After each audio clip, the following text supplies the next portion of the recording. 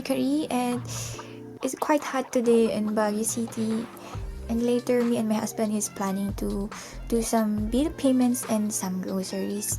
So today, I'll be wearing this blue shirt because it's really quite hot today. It's just a thin one.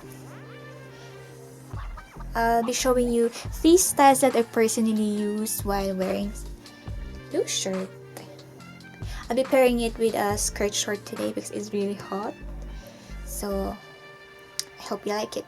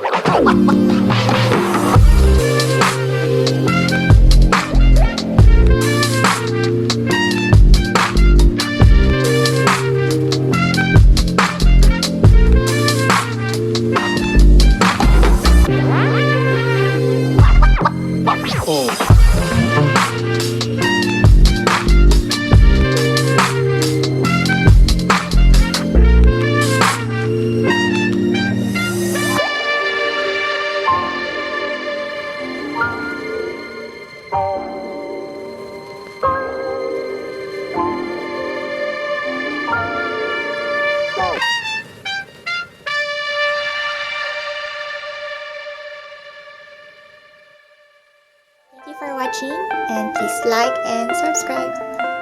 Bye!